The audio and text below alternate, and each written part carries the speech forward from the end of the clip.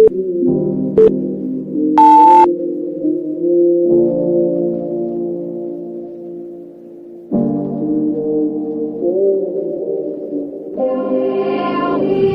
I could count on you. I thought we had a deal. I gave you all I had. Put you in front of friends. It was me and you, for it was one of them. I introduced you to them. I should have seen it then. It was never about me. It's what I could do for you. What you could get about me, who I could introduce you to. I knew the truth, still there was nothing I would do for you. A fool for you. You break my legs, still jump through hoops for you. I thought we had a deal. I thought we had a deal. I thought we had a deal. I thought we had a deal. It's hard to let you go when I'm still holding on. Said I should leave you, I don't need you, should be moving on. This shit is stupid hard, and I ain't ready for it. Said I should leave you, I don't need you, I ain't ready for it. They weren't there for it, no, they weren't there, were they? They weren't there when she despaired to have her prayers working. She wanted to die daily, and I was 9 maybe. I'm on the couch with mom, talking about don't cry, baby. We'll be alright, baby. Yeah, we gon' make it through. I'm scared to death inside, but I know I can't let it through. I ain't know where to turn, I didn't know what to do. You gave me hope when there was none. I owe my life to you. I thought we had a deal. Leave me not ready to let you go. Let you go. I'm begging, don't leave me. Take anything you want, everything if you want it. You gave my life purpose before it had any. You gave me courage when I didn't have any. We were the best of friends before I had any. I gave you all I had. You turned your back to me. You set a trap for me. I never seen it coming. You had me blind to if I didn't want to feel you numb it. You left my life a wreck, and I hate you for it. I'm still in love with you, and I hate you for it.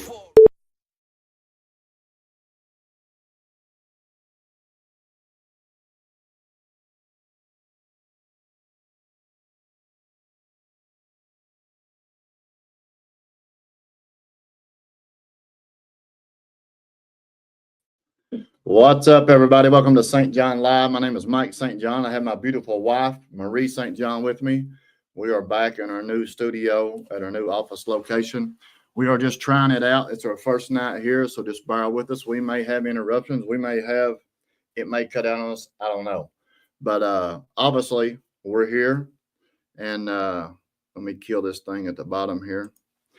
If y'all don't care, man, post your sobriety clean dates. Let us know where you're watching from. I'm going to get here and post mine. But yeah, we've been absent for a while, but we're back. We got it set up. We're grateful to be here, man. I know everybody's been reaching out, wanting to know when we're going to come back live. Why did we stop the live podcast? We've just been super busy with business, super busy with family, super busy with clients. And,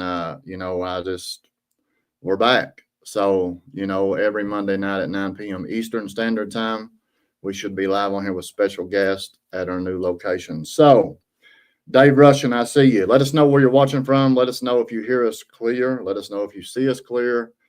We've got all new equipment, new lights, new camera, new microphone. Hit us in the comments. Let us know that you can hear us. My wife got new hair today. My wife just celebrated 9 years yesterday, which is huge. We may not have a lot in the viewings tonight, which that's fine too. We made a post about 30 minutes ago, so that's fine too. But yeah, grateful to be here. I'm gonna give some shout outs here to Adam Larkin with getlive.com. Go check him out on all social media platforms. Adam's out there doing the big thing, man. Hit the heart button. Let's get this thing shared out. Shout out to St. John Recovery and Behavioral Health Counseling here in Richmond, Kentucky. Intake number 859-300-1503. We are honored to announce we opened up Kennedy's Hope as of today, a 7-bed men's structured recovery home here in downtown Richmond, Kentucky. So we have a total of 29 beds here in Richmond, Kentucky. And everybody that's behind us, thank you. Thank you for just believing in us. And without you all, without God, this wouldn't be possible. But I'm getting these comments here. We got Pamela Marie's 12/8/15. So 9 years yesterday. Yeah. Like, wow. Yeah. Not only this is my wife. I'm not going to toot her horn or not, but my wife's a warrior. My wife is a recovery badass, and I'm allowed to cuss on here because it is my podcast. I never dreamed that recovery would bring me the life that I have today, the family that I have today, the boss that I have today. They told me when I entered the Hope Center back in 16 that I never got to drink or drug again the rest of my life. And I always thought that was crazy. Like Dave Brown, sorry, Dave B. He always would say, St. John, question me, prove me wrong. And, my whole life I tried to prove the world wrong. But when he said you never got to drink or drug the rest of your life, and that's facts. You're proof. So, people say faith without works is dead. I need to see something. I need to see a burning bush. Well, here's your burning bush. 9 years.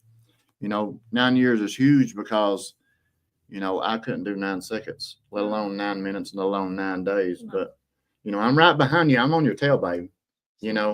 This is the bad thing about marriage and recovery. Like, how the man always wants to be above the woman. I'm older than her. Height. I'm taller than her, but she beats me on my sobriety date, and she don't let me live it down. Like, real talk, y'all. She does have 9 years, but I'm on your heels, and I don't wear high heels. I wear Nike Air Maxes. But let's get in these comments and let's give some shout outs here. I seen Jessica Renner in here. 2/1/15. Jessica is a huge recovery advocate, man. If you don't know Jessica, she works for Lake Cumberland Recovery. Love you. We love you. Thank you. Thank you. Thank you. You know why? I say this all the time. The real will rise. The fake will flake. And if you don't know what that means, you see these quotes all the time. People who check on you when you're quiet, or people who come to your rescue when you're in survival mode. Jessica's one of those people. The hardest 3 words you can say is I need help. And that was the most rewarding 3 words that we said in sobriety, in recovery, is, hey, Jessica, we need some help. Yeah. And here she come with a cape on, Superman. With the army. But we love you, Jessica. Thanks for joining. Hit that share button one time. We got Kendra Smith, 3/31/24. Welcome, Kendra. We got my brother, Nick St. John, in here. Nick just celebrated 4 months. 3-4 days ago? His sobriety date is 8/3. His sobriety date's 8/3. That's my big brother, Nick, 2 years older than me, man, my ride or die. I am grateful. I am honored. Thank God that I have my big brother back on this journey. Me and my brother's been through hell together. Me and my brother's done crimes together. Me and my brother's, we've done, I'm not going to incriminate myself because this will go worldwide. So, yeah. So, but to see my brother, man, transform and the light come on and willing to help us, and he's doing it. Go-getter. He's a go-getter. He's a, if he don't stop eating, He likes pie. He works for pie. yeah, he likes that peanut butter pie my wife makes. But yeah, we love you, Nick. Proud of you. 8/3/2024. Donut Dave Russian. I see you, bub. I love you guys so much. My family forever. My sis has 9 years. Heck yeah. Donut Dave right there from the Hope Center, man. He met me back in 16. And he gave me a hug and said, I love you. And I'm like, bro, you don't know me. Get off me, old man. And still this day, man, he's family. Marie, that hair is on point. Hey, boy. Listen, hey. James Dopkins, I see you, boy. Dustin Jones, I see you. Welcome. Brandy Conklin from Canada. Wow. Brandy from Canada, watching from Canada. That's awesome. You know what I'm saying? I don't do these podcasts for the likes or shares, man. It's about the message of hope. We deliver dope in every town we went to, but today it's about the hope. And, it takes a lot to do these podcasts. It takes a lot of time. We got a babysitter at home watching the kids because we can't do this with kids running around. And, you know, to be able to do this and deliver a message of hope because, you know, we have recovered from that state of mind, the F it button and the world hates us. But as a couple in recovery, you know, we have recovered and we got to fight this disease every day. And to be able to come out here and just share our story because like I go public with my story. I'll talk to the Walmart greeter if she'll listen long enough, or he will. And, you know, some people, they don't want to share their story, and I get it. And it's okay not to share your story. But, you know, I made a commitment that I was going to, because I have a story, and my brother has a story, and my wife, Marie, has a story, and she's going to share some of it tonight, hopefully. And, you know, it's just amazing, man, because not only am I, when I share hope or, you know, get on here and talk, man, I feel better when I get done. And I'm releasing, you know, stuff that I bottle up. And I know there's somebody on here somewhere, not tonight. We got 22 in here, not tonight, but maybe tomorrow or wherever this is shared out at in Canada, you know, in Canada. Somebody may run across this and something I say or you say may stop them from putting that needle in their arm or that pistol in their mouth, you know, because mental health is real. Drug addiction it's made to take you out. It's the devil. Brad Mallory, I see you. How do you work? Really, Brad? All right, then. Arlene Thacker, welcome. Kendra Smith, let's see. Ryan Sweeney, I see you, bub. Listen, I am back. It's been in the making. I am back. I would love to get you on here. So we're going to make some plans for this. You can come down to Richmond or I can send you a link. We have an office here. So if you want to get on here and share your story, just send me a message. I'll get you a date and you can come in the office here and we'll get down with the get down. Matthew Lawson, man, Matthew, you always wanting something from me, bro. You're going to get yet? No, he wants me to take him tomorrow to get his haircut for graduating ILP. Oh, you were taking. Bro, get it off the roof's what you do. Jay Ryle, I see you in 9/14/21. You know, I met this is who was helping me up at the office the other night, babe, when you was at home. Had supper cooked. Jay Ryle, I met him back in MCDC, and you know, to see him doing good now. He had his kids in the car, bought a brand new truck. Good. You know, I'm proud of you, bro, for real. Ryan Sweeney, 12/14/18. Paul Martinez, man. Paul's been following me forever, man. He's from Washington. Paul, your message the other day actually sparked a fire in my rear end. Paul sent me a message, said, man, St. John, what happened to the lives? And a lot of people asked. And it sparked a fire because honestly, I had a lot going on in time. You work with these clients all day and 9 o'clock comes around, you know, everybody's in the bed and my kids are ready to go to bed. And honestly, I just didn't feel like getting out of the bed and turning the computer on and doing this. But, you know, Paul, I want to thank you for sending me that message because you always tuned in. You always, you know, you followed us and all that. But your message sparked a fire in me getting this up and going. So thank you for sending me that message. I seen J-Dub, I see you, big dog. Wah. That's my dog right there, J-Dub. I can't tell you, but I'm going to show you, Matthew Law, see Stephen Kidwell. That's my cousin right there. That's my cousin. That's my cuz. What up, cuz? Holla at you, hashtag, Stephen Kidwell, 5/13/16. But yeah, y'all don't care. Get in here and hit this share button. Let's get this shared out.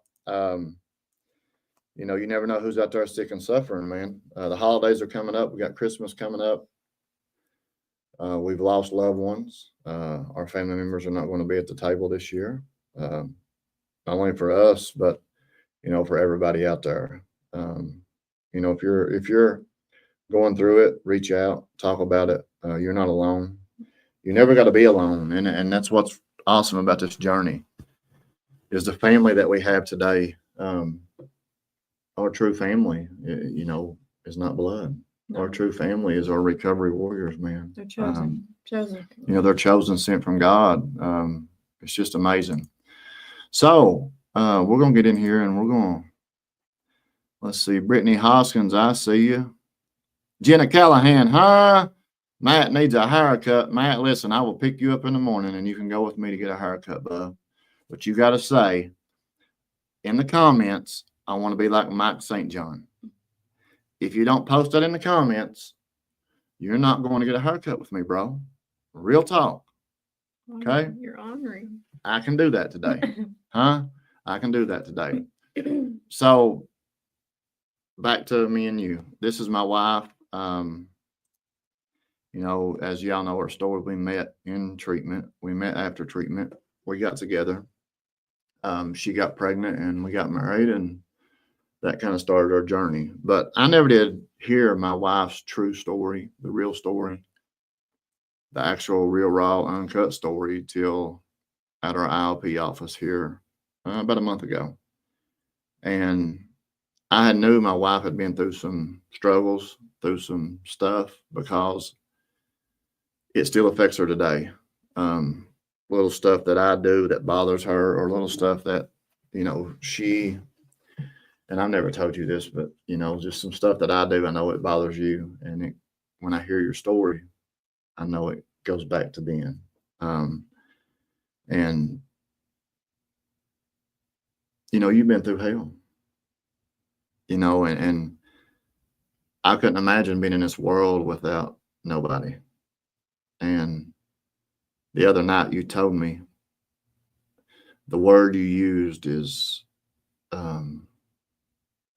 what do you say when we orphaned? Yeah, Like, and I've been orphaned for a while. now orphan means you're alone, right? No, mom, dad. Yeah. Okay, that's what orphan means. I'm not the smartest guy in here, but I'm not good with words, but I knew it was alone or lost, or, you know, I have family. But, you know, but the day that I got to say that I don't have family, It's hard. like, yeah. And it bothers me that, you know, I don't do more or call them or text them, or, you know, but we stay so busy. And I can sit here and make excuses all day, but the truth of the matter is I just don't call them. But we've never been close like that. No. Like, I never was taught how to love family, calling and checking on your loved ones. You know, I don't even tell Nick I love him. You know what I'm saying? I don't call him before he goes to bed. Hey, bro, be sure to tuck your bell. You know. No, but you're there. I mean, you're there. You have somebody. You know what I mean? Right. He knows it. It's action. I know, but I couldn't imagine, like, and I know that day's going to come, and I know you've experienced it, and I know I have a soldier beside of me. So, you know, I know we're ready for it, or whatever happens in the future. So, Marie, kind of just share, you know, whatever you want to share here, man, and I will cut in, cut out, and cut you off and all that good stuff. But, you know, where'd you grow up? Lincoln County. Lincoln County. Lincoln What is County. Lincoln County? Stinking Lincoln? Well, my closest neighbor was a cow. Your closest neighbor Yes. was a cow. Yes. Did you and that cow get drunk? No, Did you and that cow get high? Betsy. Betsy, did y'all smoke that wacky backy? No, I had a good childhood. I actually was. I found out that my grandma and grandpa raised me, and they adopted me when I was 2. And I didn't know that they were not my mom and dad until I was like 6. And my little cousin told me. And it just completely rocked my world. It was abandonment right then. Because what I thought my aunt and uncle, that was my real mom and dad. So, like, how old was you at this time? 6, about 6. So you was growing up, and like, even though you found that out, I mean, I know it bothered you. I know it affected you, but did you really understand it then? No. I think in my little mind, I thought, well, why didn't they want me? Right, because our parents aren't supposed to love us. Because I had a good childhood Right. with my grandparents. I was an only child and a grandchild, so I was spoiled. I had everything I needed and most everything I wanted. So, other than being alone, you know, I done anything I wanted. It was was a good childhood. Right. But you're still in the back of your mind, Yeah. you know, why didn't my mom and dad want me? Mm-hmm. Matthew Lawson said, I would absolutely love to be like Mike St. John. You I see know, that? I Y'all see see it. that? Huh? Mhm. I want to be like who, Matt? I love you, buddy. I'll take you and get a haircut tomorrow. He So, was taking you anyway. yeah, I was going to take you anyway. So back to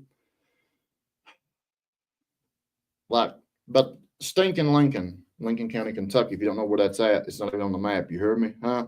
You don't even where Kings Mountain, to be exact. Kings Mountain. Look it up. It's in BFE, beyond BFE. I don't even know if cell phones work over there. You hear me? Mm-hmm. So, like,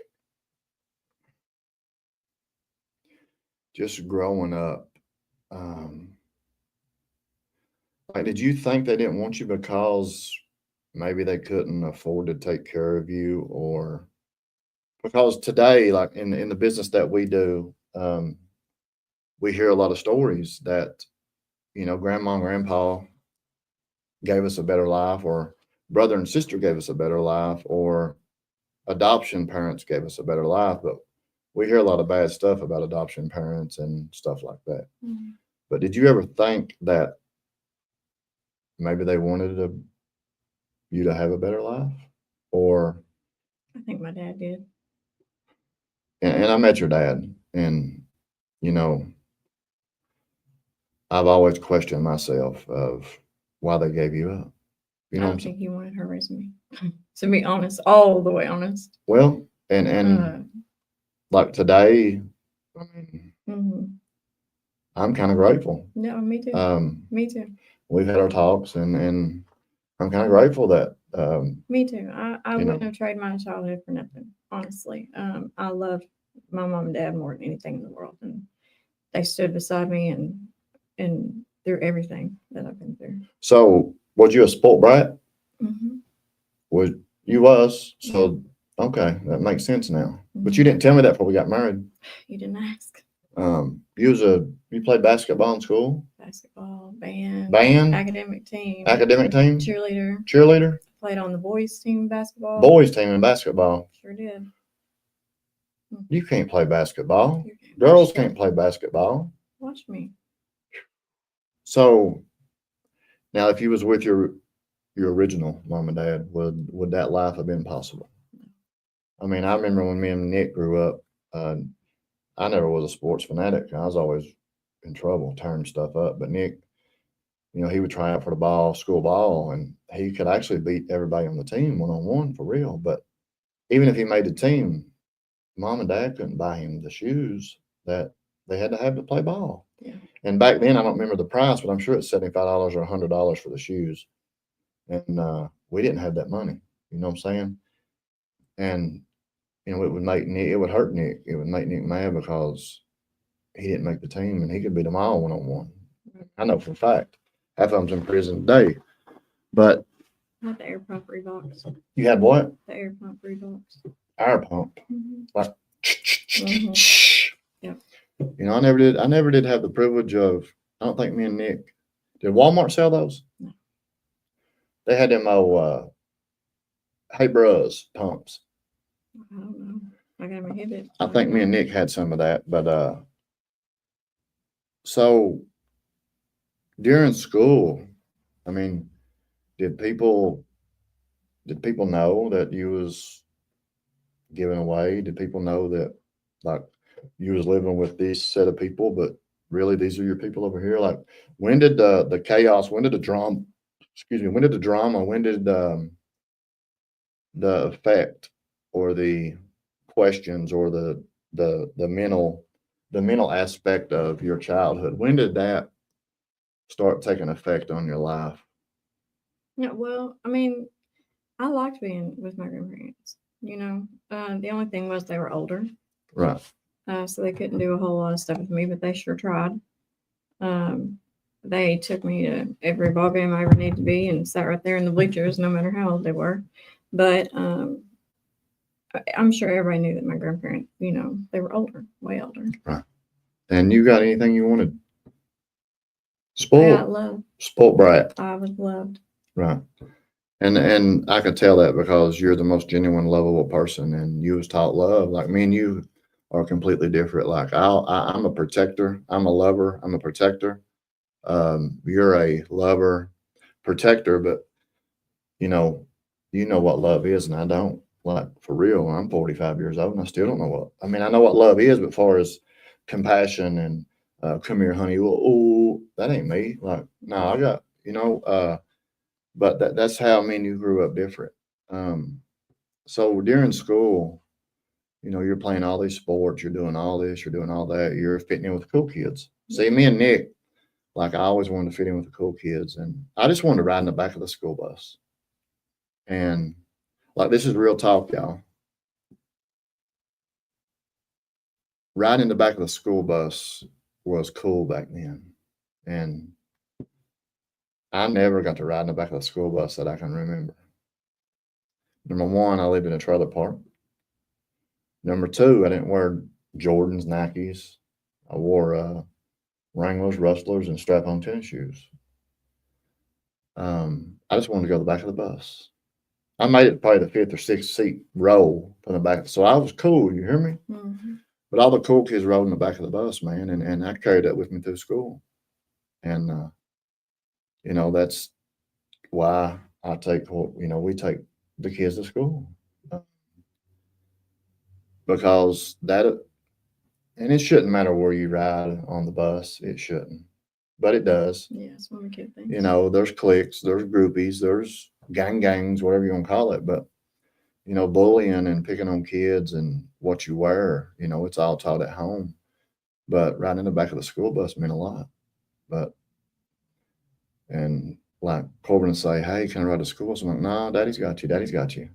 And I'll walk him on back to school if I have to. So as you're in school, like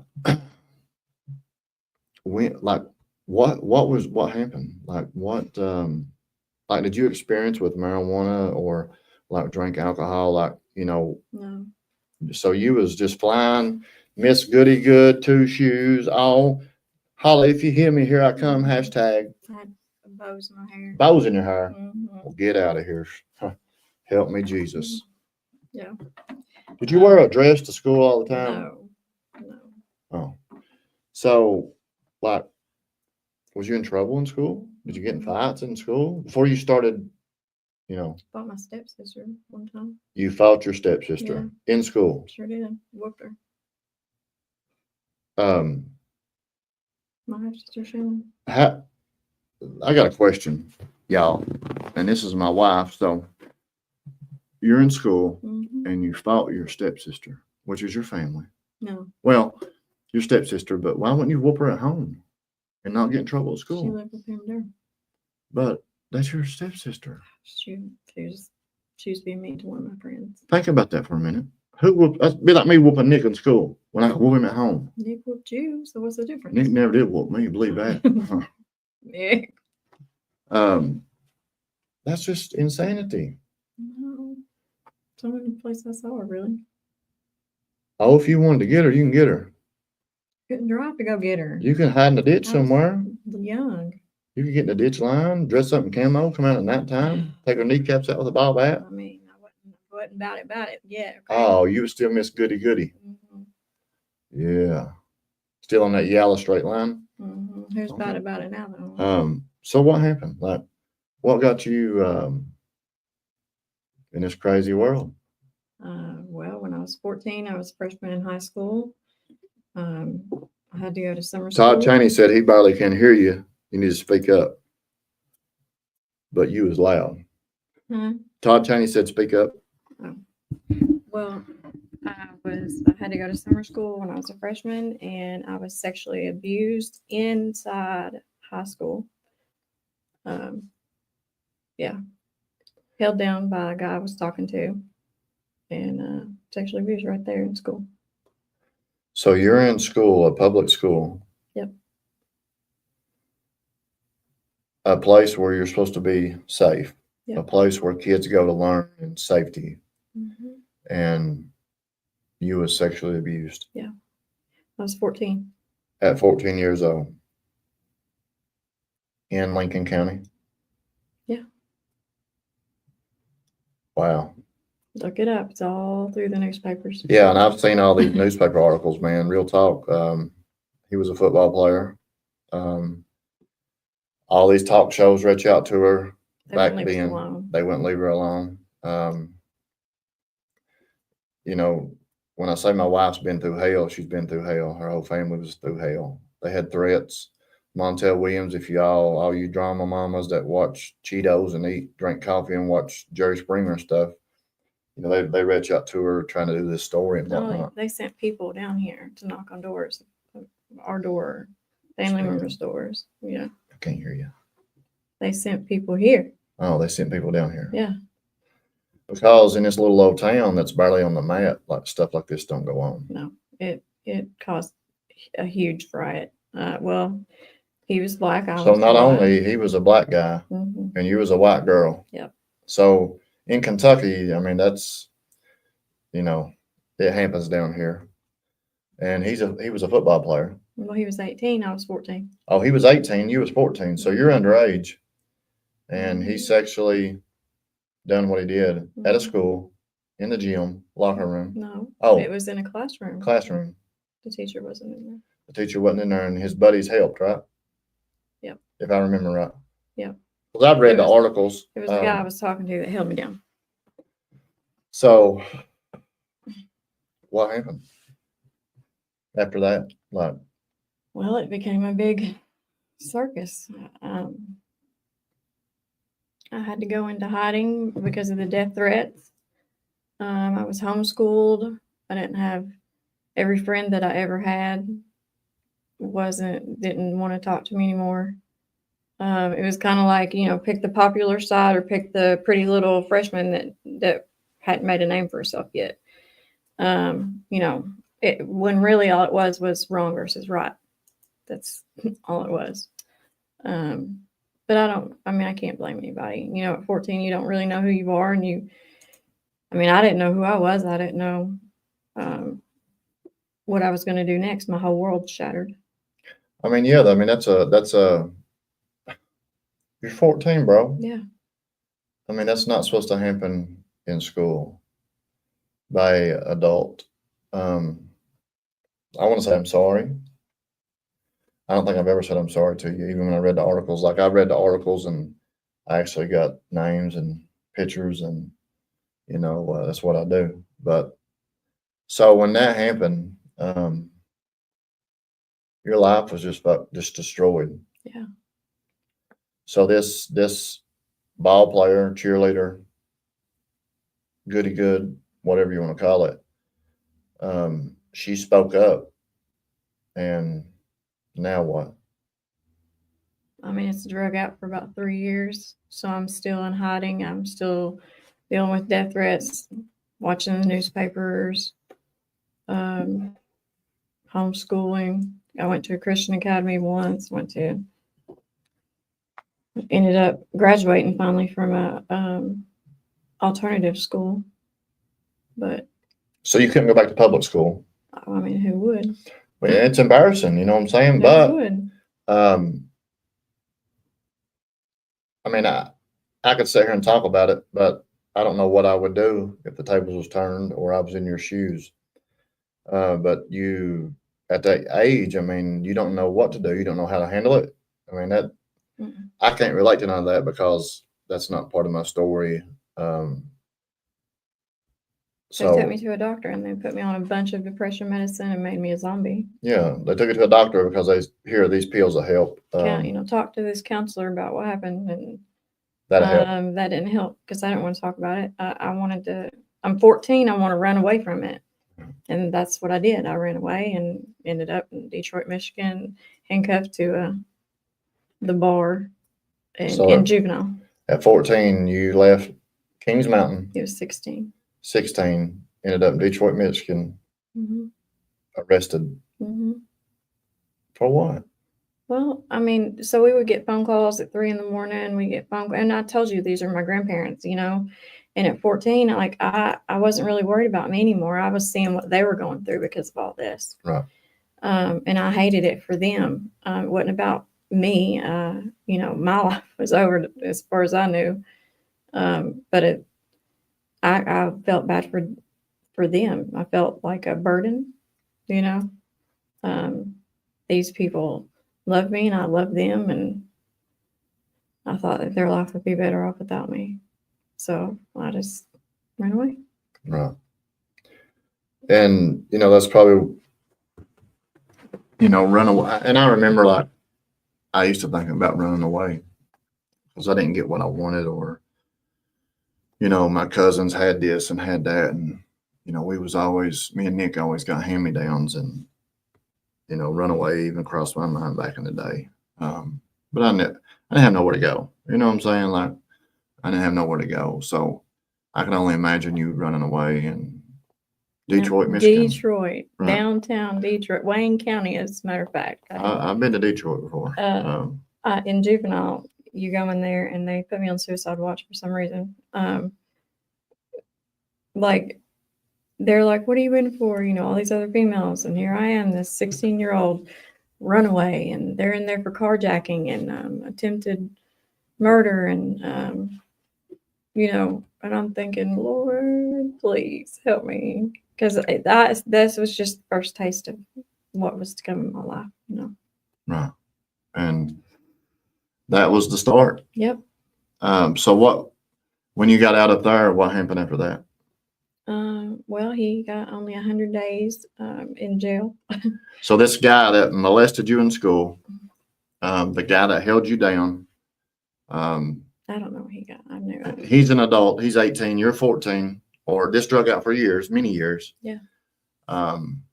He's black. You're white. Mm-hmm. They used every kind of thing they could to get out of it, because Mm-hmm. you're innocent until proven guilty in the state of Kentucky. And I was 14. I mean, it's not like I was like, yes, I want justice. Like, I just wanted to go away. I just wanted to live a life. But wrong is wrong, period. I know. But I didn't want to go to court. Like, I didn't want to go to court until this entire room full of people staring at me like, what happened? I'm 14 years old. Right. It's ridiculous. And, I understand it today. So it drug out for years, and this guy only got 100 days. Mm-hmm. With work release. Mm-hmm. In Lincoln County, Danville, Bull. I don't know. I think Lincoln's out of jail. I'm not sure. 100 days for molesting a 14-year-old. Wow. Anywho, we'll let God take care of that. He will. So that was your downhill spiral. And then you got all those prescription mental health meds. Yeah, nerve pills. Nerve pills. They put me on nerve pills when I got back from Detroit, which was even more of a zombified stuff. It was a lot. By then, I started smoking weed and drinking Little Kings, and I would drink those at Pam and Daryl's house. Real mom and dad. They let you, didn't they? Oh yeah. Right. It was fun. They would have people over, and I didn't have any friends, so what else am I going to do? Numb that and go up there. I get it. So you're starting to experiment with these drugs, alcohol, whatnot, whatever. Did you like drinking? Like, it tasted like crap. It did, but it served its purpose. Right. I remember smelling alcohol, man. I hated it. Look, liquor and Milwaukee's Best, and like my dad and him used to do buggy ride and whatnot. Just the smell of it, man. Milwaukee's Best and Pabst Ribbon Blue. I don't even know what Blue it Ribbon, was. I think. Blue Ribbon Pabst or something. I don't know, but I just hated the smell of alcohol, man. But now I would drink it if that's all I had. Later on, I liked alcohol a lot, but it was hard liquor. Hard liquor. How'd you get to liquor? Well, I mean, liquor's easy to get. Is it? How'd you get it? I mean, I would buy it.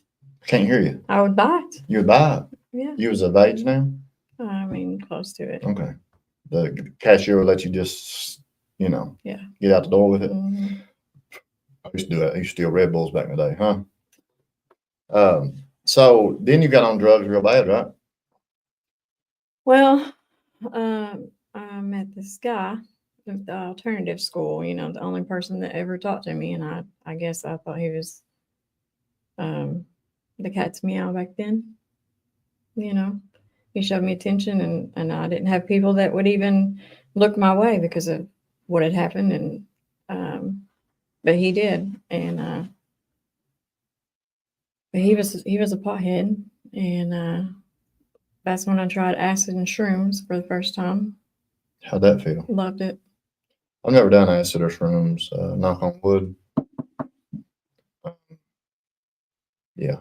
Anything to get away from who I was and what was happening in life, I liked it. So you're still running from this dramatic event, I'm pretending that it doesn't bother me anymore. It's Right. over, right? Right. But the damage has been done, and I still haven't dealt with it. I get it. I get it. And all you know to do is run. I'm pushing it down in there and just numbing it. And every morning you wake up, you're just thinking about it. And What could have been, where, all those dreams that were crushed, all those hopes and dreams, and who I was going to be, and things I were going to do, and people that I loved, truly, that walked away and never looked back. So here's a serious question. And like, how did your so-called family, what they say about this, or how they act about this? Most of my family didn't really have anything to do with me after that. They thought there was going to be drive-bys and, everything you see on the TV, because it turned into a big thing. I mean, KKK got involved. There were tombstones put out on bridges. I mean, it was huge. Like, it was a huge thing. I mean, you read the newspaper articles. What year was that? 95, You don't know. 1995? I think. 95, 96. No. And, that's a long time ago. But, for you to get on here and freely talk about it, man, because, somebody out there is going to run across this. It's been done the same way. And that's how this process works. You're not ashamed of it anymore. You've forgiven him. Yeah. Let God handle it. And you've forgiven yourself, because, it takes a brave woman to talk about it. And I've watched you grow talking about it. I've watched you become more open talking about it, because it's a huge barrier that you've overcame. It's a huge wall that you've climbed over, worked over. And for that, you know what I'm saying? That's you're a warrior, you're a soldier. Thanks. Most people, from the stories I hear, suicide comes quickly that way. Because Tried that. Right. Well, God had a different plan for you. I've tried 3 times. God had a different plan He for you. never gave me permission. So you're on drugs, you met this guy, you're doing acid, shrooms. Like, was your life out of control yet? Did you realize that you may have a problem, or was you still just trying to stuff? No, I didn't have a problem. So now you're carrying the abandonment issues from your family. Well, and the friends that walked away. The friends that abandoned you. The family. And then plus the incident that happened. Mm-hmm. And publicity. I mean, I was known, for all the labeled. Yeah, Labeled. I mean, sure. it's untelling. For sure. Probably still labeled. Well, people that watch this probably still, then that's okay. It is okay, because, yeah. But so you're carrying all that with you, man. And I don't even know what to say to that, because, the labels that I was labeled was nothing compared to, those labels. But like, when did you notice that drugs and alcohol was becoming a problem? That no matter what you've done, no matter what you took, no matter what prescription pill you took, no matter what doctor you took, no matter what therapist you took, no matter what, it wasn't working. No. And I kind of put all that to the side, and then wanted to live my life with, this boy. And we ended up having Jasmine. And I thought, okay, I can deal with this life. I've got this beautiful little baby, and things are going to be okay. But, pretty soon she started going to school, and I was left alone again, and started drinking, and realized I had a problem when my daughter was making forts in the garage out of wine boxes. And I was walking to the store because I had no license to get alcohol with, my daughter with me. Yeah, that's Yeah. So your daughter's out in the garage building Mhm. forts with wine bottles, No, wine boxes. wine boxes, Boxes. cardboard boxes, building a clubhouse. Yeah. Smokey, is that you? Mhm. I'm building a clubhouse, dog. Mhm. I couldn't stop. I mean, it was no, not like water. So it had gotten control of you, But yeah, but we don't have the power to stop. nope. See that's what I learned in treatment. Like, we don't have the power to stop. And when you do the inventory on your life, we always wanted to stop. We pray to God to stop. We, please help me.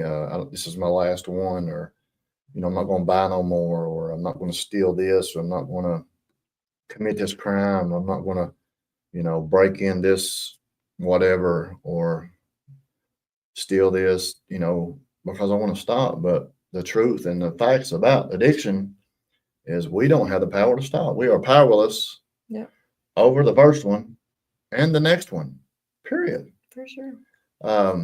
And unfortunately, like, some people's got to be set down in handcuffs, jail, mental institutes, and some make it to the grave. Mm-hmm. If you're a true drug addict or alcoholic. And that's what I never understood is, Dave used to say, well, a doctor can't diagnose you if you're an alcoholic or a drug addict. And I never understood that. But a doctor can say, I'm crazier, 2-stroke gasoline, or I'm nuttier than a chocolate pie. You know what I'm saying? Mm-hmm. But yet a doctor can't say that I'm a drug addict or alcoholic. Only I can. And I never understood that until I done a review of my life, and I couldn't stop. Mm-hmm. I wanted more, Yep. more and more and more. I remember I get 100 pills, and I do 40 in one night. Like, who does that? Knowing I got to pay for these pills, Yep. I'm gonna do 40 of them, but my mind says I'm gonna sell 30 of them to catch my money. It's just 10 more. But you put up 10 more. The rest is gonna be my profit. So I'm gonna do all my profit. As long as I can cover the front, I can get front more. You know what I'm saying? Yep. Well, time 3 days come, guess what? I've done them all. I ain't sold none. Like, that's insanity. Yeah. That's not normal. No. But yet I never had a problem. No. You was the problem. My mom's the problem. Nick's the problem. Dad's the problem. The whole world's the problem. Yeah. The drugs are the problem, not me. I blame just life in general. Life sucked. Yeah. I said, look what happened to me. Like the world owed me something. Yep. And that included everybody. It labeled everybody. Don't you know who I am and what's happened to me? Pity pot for years. Poor, pitiful me. Yeah. I done the same thing. I can say that today. You don't know what I've been through. Yeah. Mm-hmm. What's crazy is you said that, it just come across my mind is,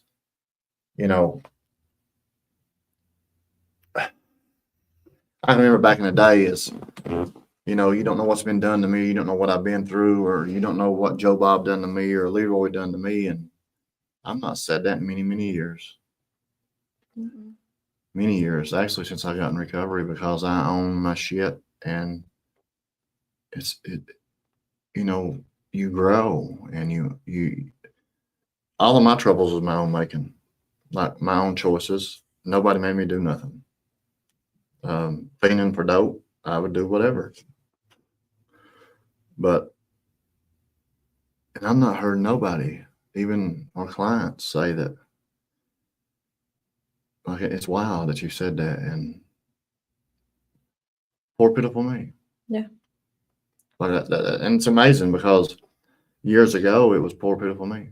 Yeah. I live my life. My life, and that's what a good gratitude thing is. No matter what you're going through, somebody else has got it worse than you, and you never know what somebody's going through. No, you don't, and or what they've been through, because we all have different lives. We've all been through different places, different scenes, different rock bottoms. But there's one thing about it. We've all been on that way up. There's only Mhm. one way up. So you got a kid, Jasmine, which is our Mhm. stepdaughter today, my stepdaughter. I love you, Jasmine. Proud of you. But that wasn't enough for you to quit. No. You know, a lot of people says, I'm gonna keep it on me. I love my kids. I'll do anything for my kids. I'll take a bullet for my kids, but you can't quit drugs for your kids. You know what I'm saying? And thank God that I never had children until I got clean and sober. Okay. Mhm. So I cannot sit here and say that would I have quit or could I have quit when because I can't relate to that. But I know today, sitting here tonight for right now, um, I'm not going to choose a drug or something.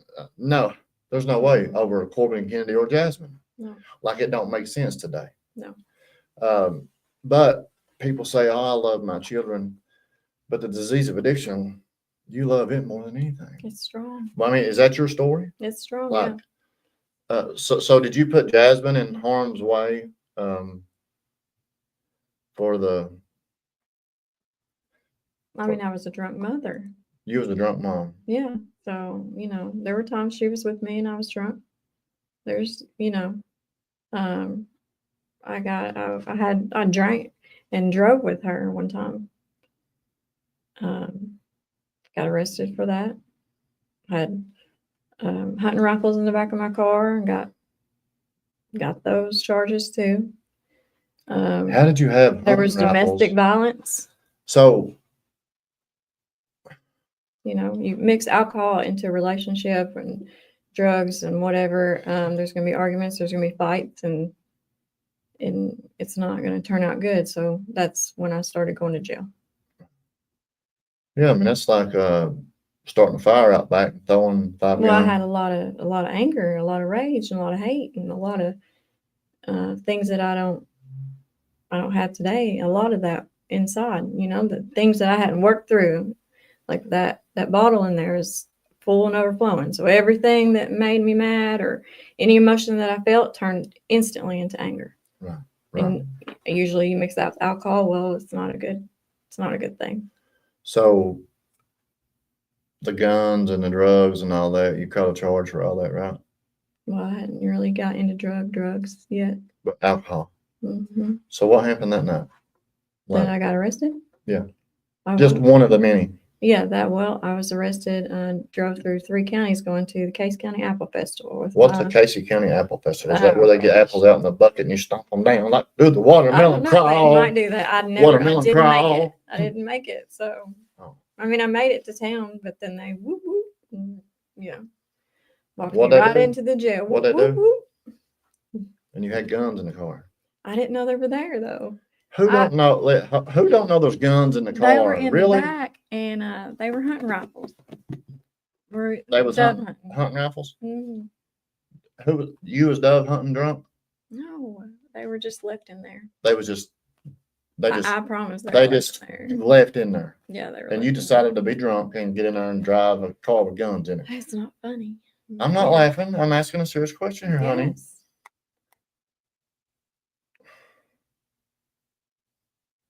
What? How did you not know there was no? Was it your car? I mean, who goes and looks in the back of the SUV before you get in the... Was it your SUV? Yeah. So. Well, I mean, we had one car. Okay. So he left them in there? Yeah. Was he done hunting? Mm-hmm. I mean, was he worried somebody's going to steal them? Well, by this time I was a convicted felon, so I wasn't supposed to have... Oh, well, let's back up. Whoop, whoop, whoop. Yeah. So you had caught a charge. Many. So when did you become a felon? When I broke into somebody's house. So you used to break into houses? And didn't use the key. I didn't take anything except for my own stuff. You went from being a ball player, cheerleader, ABC, perfect. I was drunk.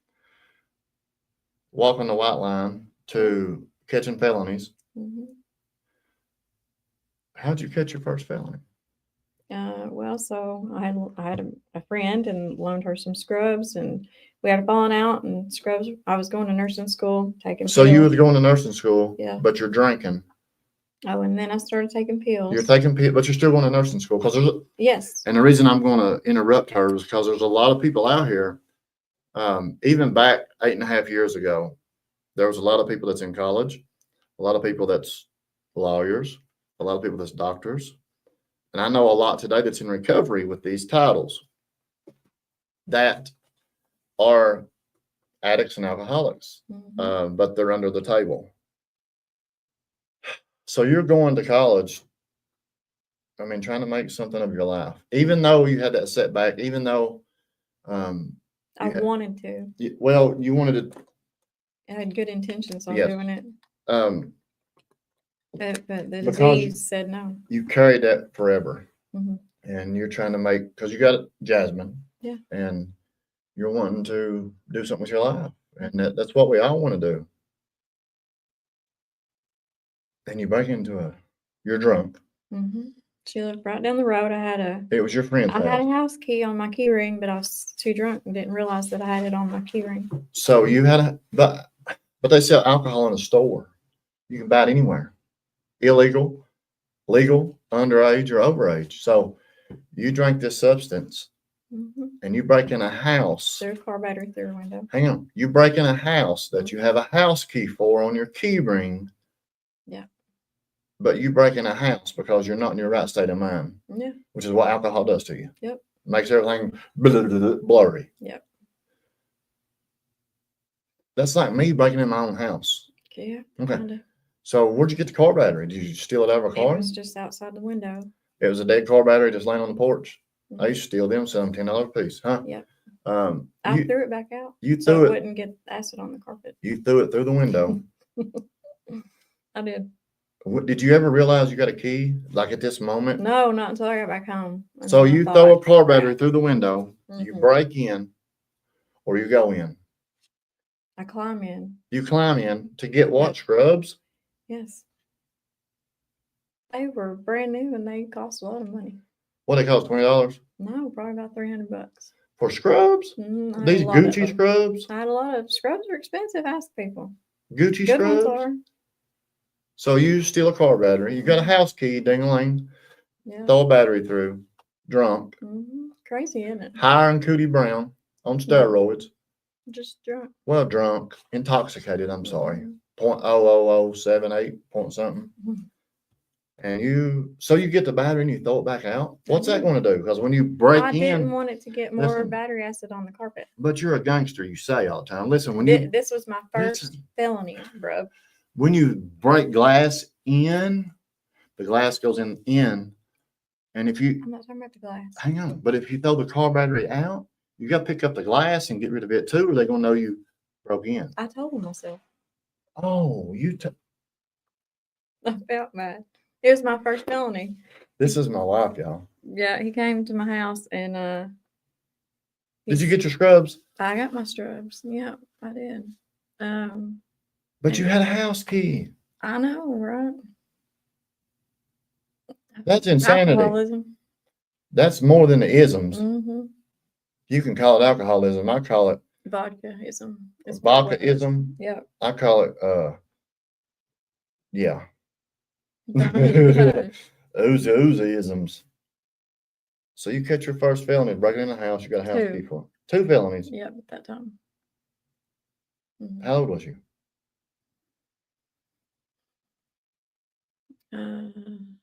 22, 22. maybe. Roundabout. So you're just wide open, Mm-hmm. free falling. Yeah. Felon, go to jail Mm-hmm. for them scrubs. Yeah. I don't want no scrubs. I break in, throw car batteries through the window.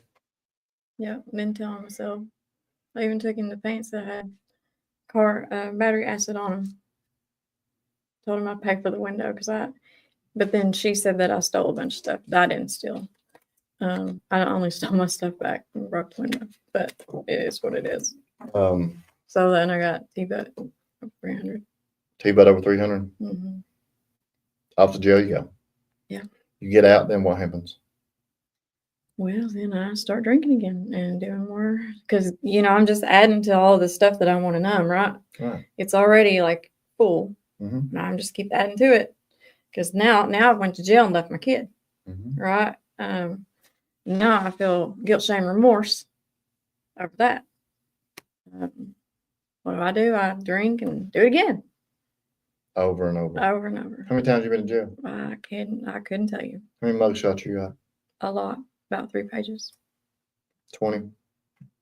probably more, maybe. So in and out, in and out, in and out, in and out, in and out, in and out. When did the pain get great enough that you want to do something different? Like when was your turning point? When was your rock bottom? When was your desperation? How bad was it? Well, so I went to hard drugs. Let me say this. In 2011, after my mom died, and she was my best friend. She was my ride or die, and she was the only thing I had left. Jasmine was just 10 when she passed, and I wasn't really worried about Jasmine and her feelings, and she just lost her mama, and all I was worried about was my feelings and numbing my pain because of all that all I was used to is numbing my pain. I didn't want to feel it, so I went to hardcore drugs, and that was in 2011, and the pain became great enough in 2015 when I realized that I was going to do the same exact thing to my daughter, my own daughter, and put her through the same pain that I had been through with my own mother. Right. And I couldn't do that to her. So when was your turning point? Like when did you have enough? When did, like, I know this part, like you revoked your own self. Mhm. So you had been to jail multiple times, many I was times. out on parole. You was out on parole and you're still getting high, still getting drunk. ILP on the streets, actually, ILP on the streets. but no license. Still driving. Old boy's living with his newfound female friend that likes to do what he likes to do because I can't do what he likes to do now. And I'm home alone. Jasmine's 15. She's got friends. She's got a life, and she comes and sees mom, but mom just living in the house by herself. Nobody. I'm drinking mouthwash because I don't have a car to get anywhere, and whatever. I know I'm going back to jail because I don't have a way to get to IOP. Right. So you was down, no vehicle, no nothing, just your no feet. license, No license. Mm-mm. And I, that's part of my story too. Like all the vehicles I had, I give them up, sold them, lost my license. I was down on my feet. Yeah. And I traded my shoes to appeal. That's what I did to get my next one. So what happened? Well, I was alone, drinking mouthwash, like I said, drunk off mouthwash. If you ever drink mouthwash, or if you haven't drank mouthwash, please don't do it. It's disgusting. It's the most nastiest thing you'll ever do in your life. What led you to mouthwash? Well, I mean, Cheap and easy? Yeah. Yeah. I wanted to numb it, and that was the quickest thing I could think of to numb anything. So I'm, sitting in this house all alone, realizing I have nobody because I've burnt every bridge or anybody that I ever loved is gone, so I'm all alone again, just like I was before. Abandonment issues come up, all the things, and who cares? Like I was begging God to take me. I didn't want to live anymore.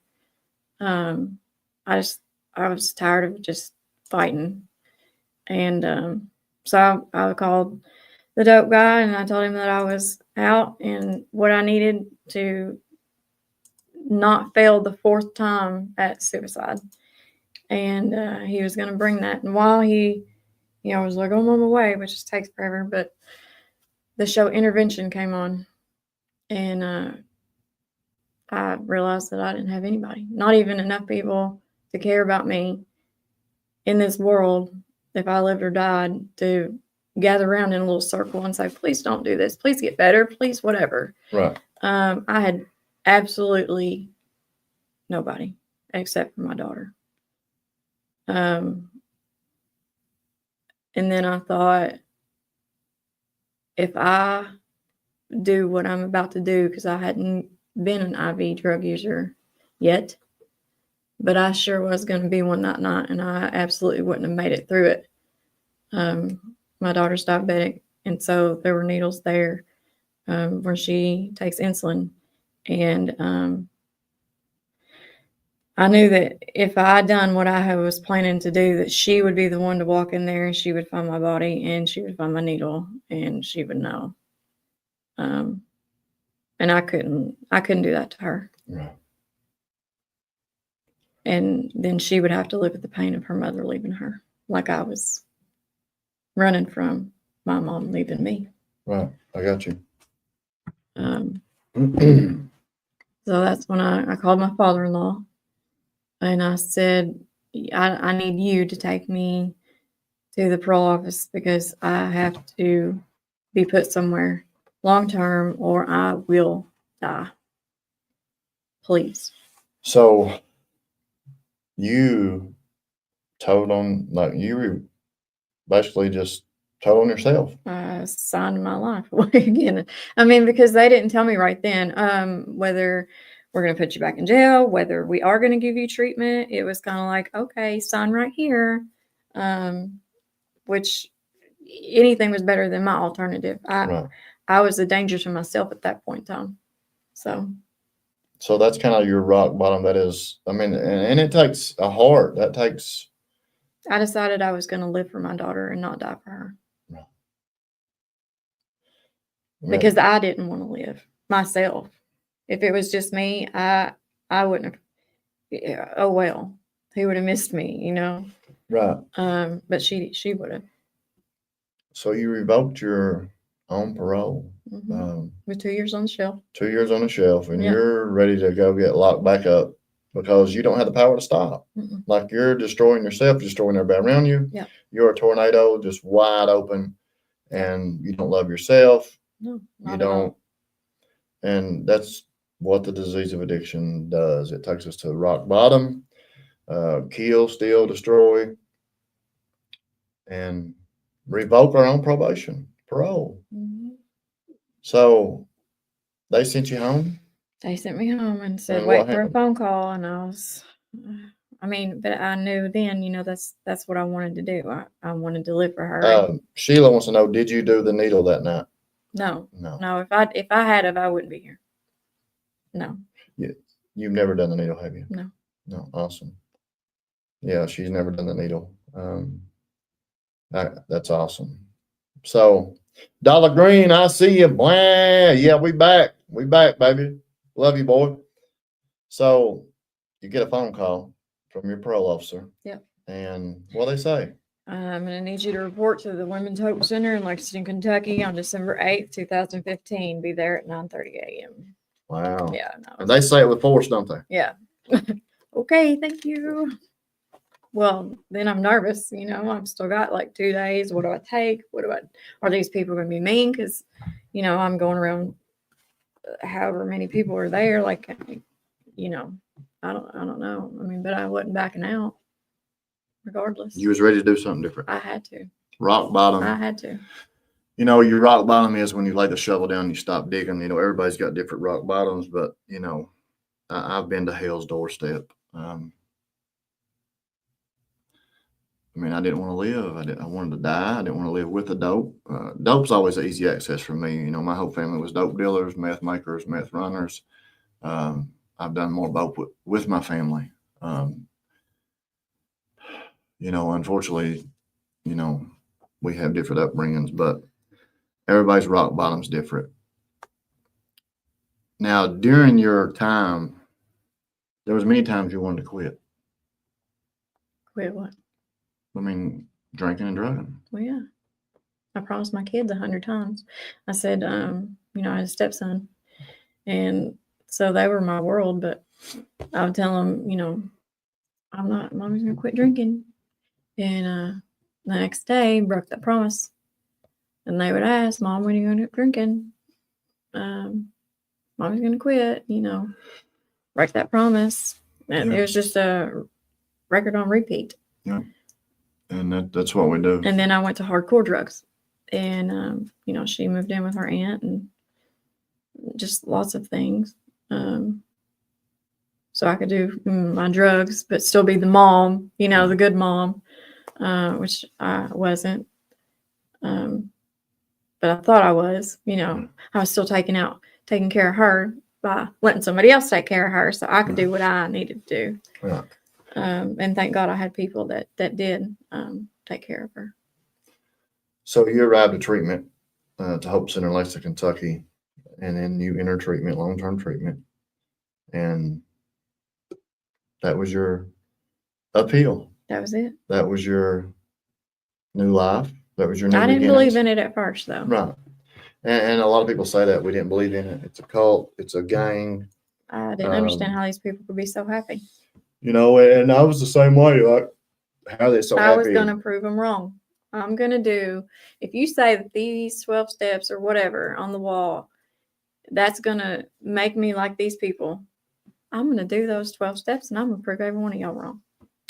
Yeah. And somewhere along the way, it absolutely made me a believer.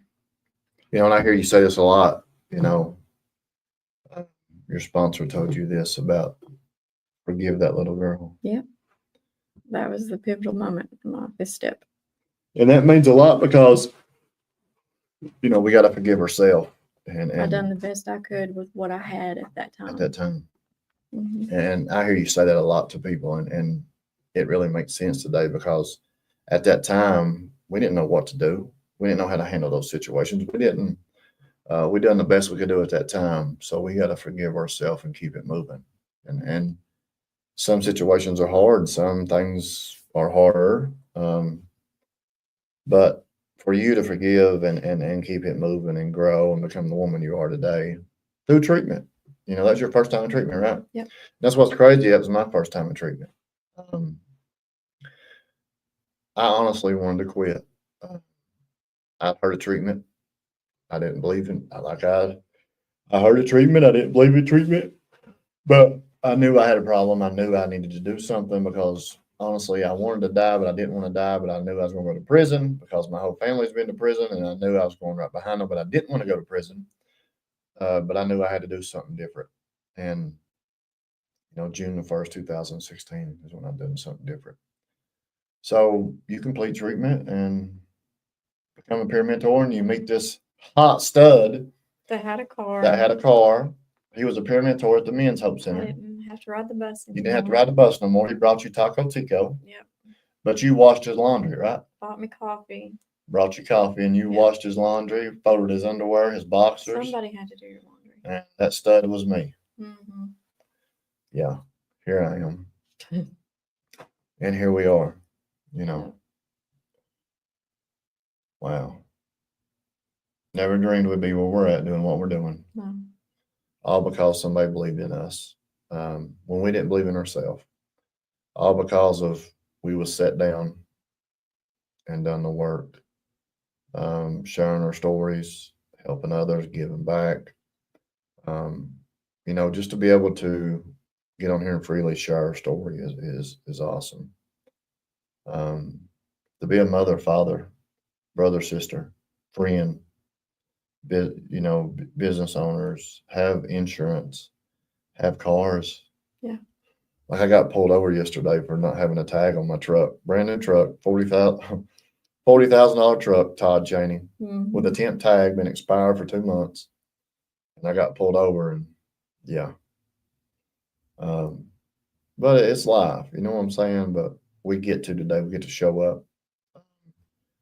So being free today, like, what is freedom to you? Like, because you're the most humble person I know. You're the most down to earth. You don't want for nothing. You don't ask for nothing. And, you're my wife. But you're just content, or you live in a moment. One day at a time. One day at a time. And like my mind, I'm looking at the roof right here, just looking at all the cracks, and like I'm doing a live podcast, and my mind's going every which way here. But like you're in the zone, and you're, that's the difference between me and you. That's why we work together so good. You're up, I'm down. I'm up, you're down. You're left, I'm right. But like you're free today. Peace. Peace. I have peace here. Peace in your mind. You're no longer beating yourself up. I can't say that I'm not because blaming the world. you're not blaming the world, but we beat ourselves up. Even I can keep it on me. I beat myself up all the time. Look myself in the mirror, and I don't like what I see. Some mornings I don't want to get out of bed. Some days I just want to lay in the bed and sleep. But I know I got to get up, and I know we got to get up because we got children that need us. We got clients that need us. We got people that need us. But I'm not gonna get on here and tell you that life is rainbows and unicorns, because it's not. No. Life is hard. Life sucks. We have bad moments. We have good moments. We have ups. We have downs. We have all arounds. But at the end of the day, love is real. Recovery is real. God's real. We're members of church today. Shout out to Richmond House of Prayer, Dylan Boward, OG Moody. We love you. Dan Kirstein with RPD, Daniel Deaton, Patel. I mean, I could keep going to RPD, Sheriff's Department, Madison County Sheriff's Department, all the treatment centers, just the mayor, Steve Tussey. And I could keep going, man. Like Madison County has welcomed us here and treated us with open arms. Shout out to our team at St. John Recovery and Behavioral Health Counseling. Rack, we love you. Jenna, we love you. Brad, Cassie, Truett, we love you all, man. We've been on here about an hour and a half about my bedtime. But I just want to thank you all for tuning in, man. So if somebody runs across this video and they're going through it, what is a hope shot that you could throw out here today, tonight, and make a difference in someone suffering? Well, no matter what you go through, I mean, I wouldn't be who I am today without what I went through. So you can make it through anything and come out the other end. You just got to have the right people and the right willingness, and you can make it. I promise. You can, because we're not normal people, and I speak this in class. We are unique individuals. We are warriors. We are fighters. We're bad hammers, because we've been through some stuff. We've done some stuff. We've been in some rock bottom places. We've froze. We've been tied up. We've been in some crimes. We've been in some stuff. You know what I'm saying? And we made it out the other side. Thank God. Amen. But I say that to say this. Whenever life shows up, I got to remember some stuff that I went through and been through and come out the other side. Even though I kept putting one foot in front of the other, even when I didn't want to, something kept pushing me. Today I know it's God. God never left me. I left God. When you're on dope and alcohol, you're not working for God, you're working for the devil. That's what I done. To be able to get on here and speak. We'll be Monday nights at 9:00 Eastern every Monday night, hopefully, is when we'll be live. So we are back. But to get on here and just speak, because our lives have changed, man, going to church, being involved in church, our kids going to church, prayers a lot. We're 45. I'm 45. No, I'm not 45. You're 44. I'm 44. You're beautiful to be 44. Stop. But we're doing things different today, because everything we done didn't work. Took us to hell. We danced with the devil. Dancing with the devil, and they said you got to try something different. And that's what we're willing to do. We don't have it all figured out. No. But He does. God. Yeah. And we're willing to learn. Like, we're open-minded, and we don't have nothing figured out. So I want to say this before we close out. No matter what you're going through, you're not alone. No matter what you've been through, it can help somebody. If you made it out of addiction for today, your story matters. If you made it out of mental illness for today, your story matters. If you made it up from hell today, your story matters. If God woke you up today, your story matters. We all have a story. Tell your story. You ain't got to tell it publicly. You can look around the world and see people suffering. Depression's real. Mental illness is real. Anxiety is real. Fear is real. We ran from all this stuff. I did. So I did don't know if you did. My wife did. But in order for me to grow, I got to let go of what I know. In order for me to learn, I've got to look up to someone that's been through what I've went through. I didn't learn how to cook dope until somebody taught me how to cook dope. I didn't learn how to stay clean and sober until I looked up to people like OG Todd Cheney. Sorry, Todd.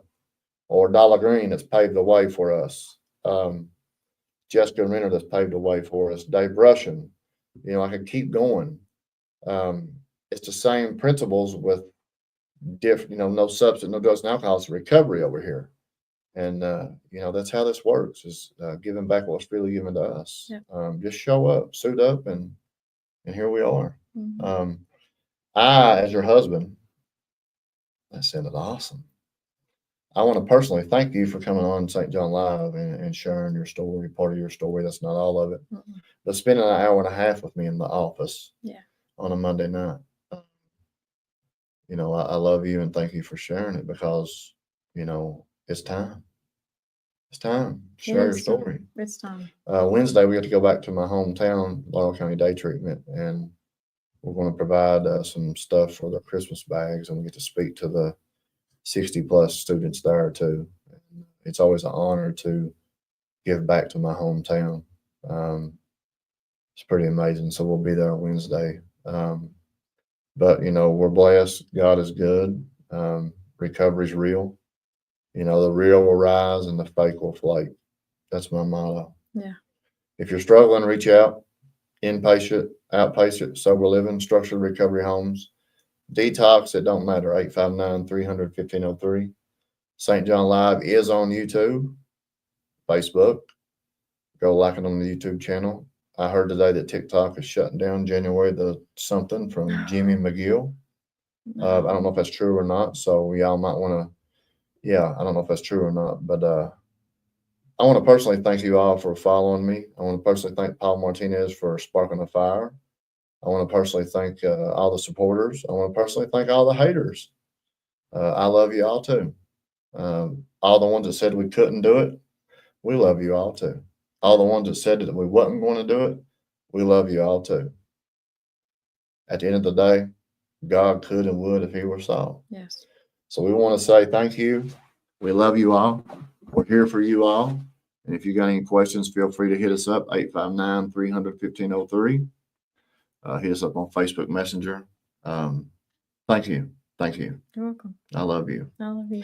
Hit the share button, hit the heart button, get this shared out, share it to the groups. If you got a family member struggling, send them a private message, whatever you want to do. We'll be back next Monday. But it's 10:30 and it's almost bedtime. We love you all. You ain't got cold chills, something's wrong with you. Gotta know it. You in the wrong building. Know where to turn. I could really use a friend right now.